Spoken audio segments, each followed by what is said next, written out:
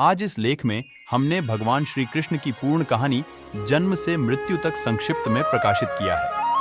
श्री कृष्ण की कथा प्रेम, त्याग और अपार ज्ञान का स्रोत है। श्री कृष्ण हिंदू धर्म के ईश्वर एवं भगवान विष्णु के 8वें अवतार माने जाते हैं। श्याम गोपाल केशव, द्वारकाधीश कन्हैया आदि नामों से लोग इनको जानते हैं।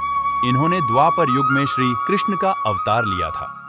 श्री कृष्ण का जन्म बहुत ही कठिन एवं भयानक परिस्थितियों में हुआ था। एक बार मथुरा का राजा कंस, जो देवकी का भाई था, वह अपनी बहन देवकी को ससुराल छोड़ने जा रहा था। तभी रास्ते में अचानक एक आकाशवाणी हुई थी। उस आकाशवाणी में बताया गया कि तुम्हारी बहन अर्थात देवकी, जिसको तुम खुशी खुशी उसको ससुराल लेकर जा रहा है, उसी के घर। तब देवकी ने कंस से विनती की और कहा कि मैं स्वयं लाकर अपने बच्चे को तुम्हारे हवाले करूंगी। आपके बहनोई बेकसूर है, उनको मारने से क्या लाभ मिलेगा। कंस ने देवकी की बात मान ली तथा वासुदेव और देवकी को मथुरा के कारागार में डाल दिया। कारागार में ही कुछ समय बाद देवकी और वासुदेव को एक बच्चे की प्राप्ति हुई। जैसे ही इस बात की सूचना कंस को पता चल, वो कारागार में आकर उस बच्चे को मार डाला। इसी प्रकार कंस ने देवकी और वासुदेव के एक एक करके 7 पुत्रों मार दिया। जब 8वें बच्चे की बारी आई तो कारागार में पहरा दुगना कर दिया गया। कारागार में बहुत से सैनिक तैनात कर दिए गए। यशोदा और नंद ने देवकी और वासुदेव की समस्याओं को देख और उनके 8वें पुत्र की रक्षा करने का उपाय सोचा।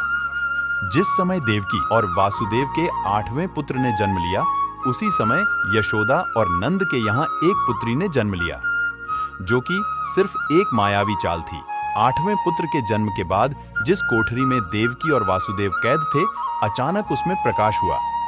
हाथ में गदा, शंख धारण किए हुए चतुर्भुज रूप में भगवान विष्णु दिखाई दिए। देवकी और वासुदेव उनके चरणों में गिर पड़े, ने कहा, तभी भगवान, मैं बच्चे का रूप पुनः ले लेता हूं। तुम मुझे लेकर अपने मित्र नंद के पास जाकर रख दो और उनके यहां जन्मी पुत्री को लाकर कंस के हवाले कर दो। मुझे झांत है, इस समय यहाँ का वातावरण ठीक नहीं है। फिर भी तुम चिंता न करो, तुम्हारे जाते समय कारागार के सारे पहरेदार सो जाएंगे। कारागार का फाटक स्वयं खुल जाएगा।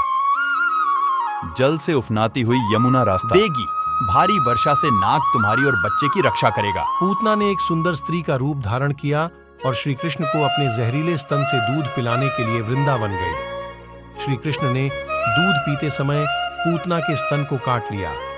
काटते ही पूतना अपने असली रूप में आ गई और उसकी मृत्यु हो गई। जब इस बात की सूचना कंस को मिली तो वो उदास एवं चिंतित हो गया।